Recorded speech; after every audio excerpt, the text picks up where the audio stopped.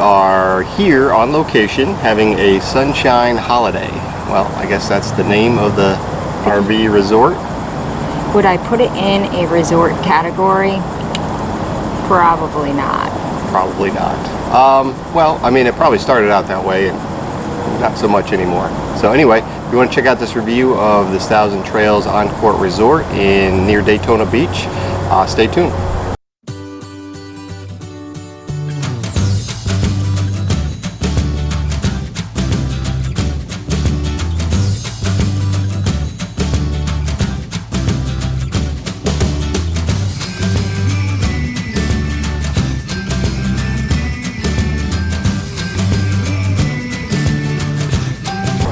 Okay guys, so we are here trying out our Thousand Trails membership.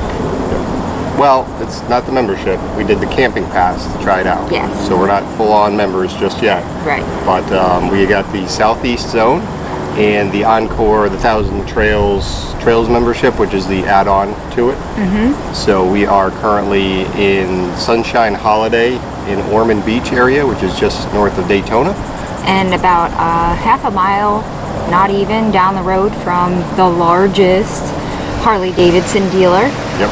So I'm sure if you've been to Daytona, you've been to that dealership. That is a major strip here in Daytona. Bruce Rossmeyer, I believe is the name of it.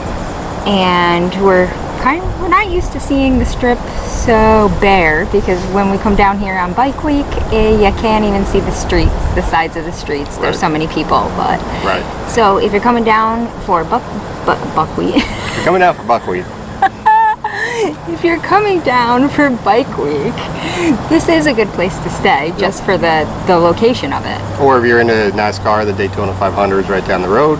In Ormond Beach, Flagler Beach, Daytona Beach, these are all great beach locations. A lot of tourist stuff to do when people get back out and about, do tourist things. But if you're RVing, you're probably out anyway. Yeah, So- and they do have a lot of state parks that are down the road as well, so if you wanted to check those out, it is a good location for those as well. Right. So let's break down to what this campground has to offer. We're going to do a pros and cons and kind of a compliment sandwich. I guess the good thing about it is part of the Thousand Trails Encore membership. So, you know, it's included. We're not paying anything extra for that. So that's a bonus. This is our first one that we're trying out.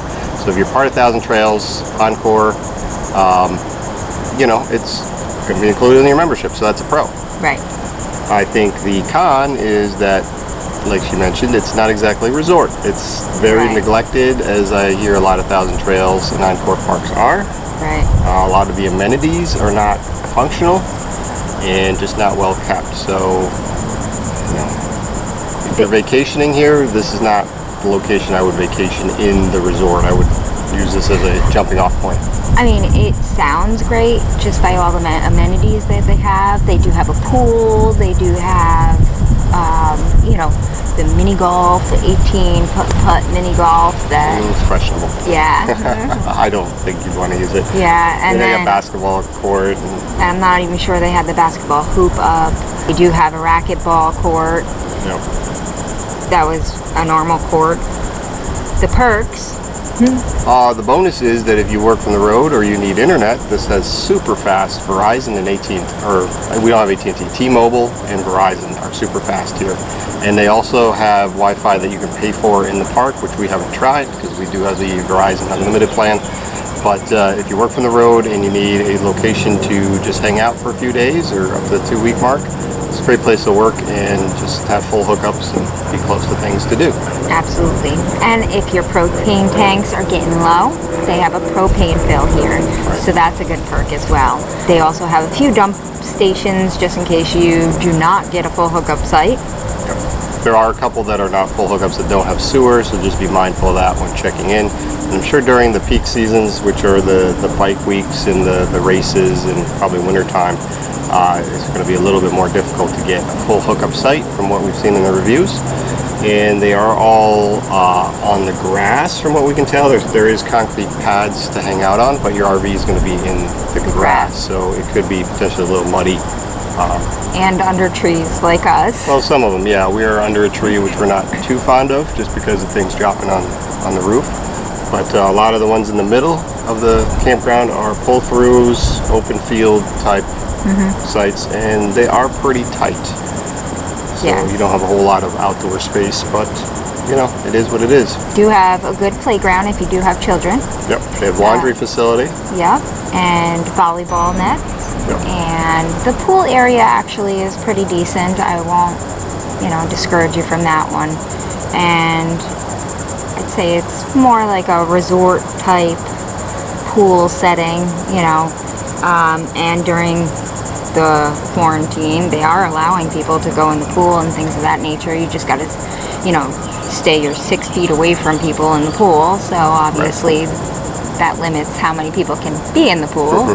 But hey, at least they have it open. Yeah, it didn't seem like a lot of people in the pool. So, and this is a probably 5 out of 10. It's a great place to come and just springboard into other things in the area. And if you have to work from your rig, great internet.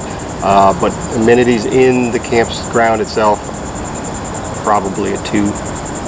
Right. I wouldn't give it a 2. I mean, they still have things to do. It's just not completely pleasing to the eyes. Yeah. The things they have to do are just a little bit outdated. So, I mean, they still give you things to do if you're stuck at the campground and you just need things to do here.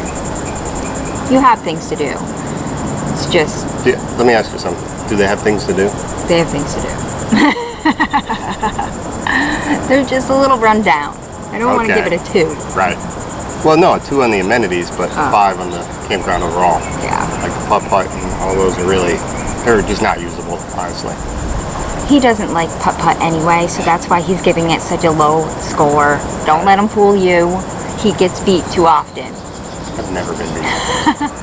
Actually, he's right on that one. He's never been beat on putt-putt, but ask him about bowling, because I got that one on. Right.